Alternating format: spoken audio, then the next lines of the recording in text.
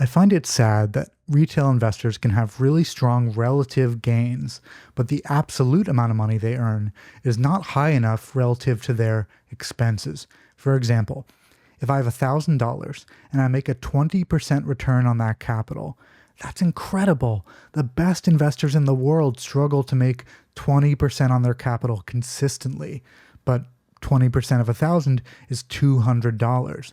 When you look at rent, you look at food, you look at healthcare, $200 isn't going to do much for you. Compare that to a millionaire. If they earn 20% on their money, they earn $200,000. If they're worth $10 million, 20% on their money is $2 million. You can buy a lot of stuff with $2 million. You can't buy much with $200. So I understand why retail investors take big risks, buying crypto, buying options, shorting stock, because they know that even a 20% return, great return, is not going to yield enough capital to make a meaningful difference in their lives. Once you reach a certain amount of wealth, you don't need a high percentage return for the capital to be meaningful.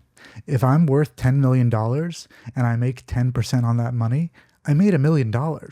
But if I'm worth $1,000, then I need to make a 100% return on my money just to have $2,000, which is not going to get you very far. Even if you have a good strategy, even if you do a lot of research, if you don't have a robust base of capital, then the relative returns aren't going to matter because the absolute amount of money is too small relative to your expenses.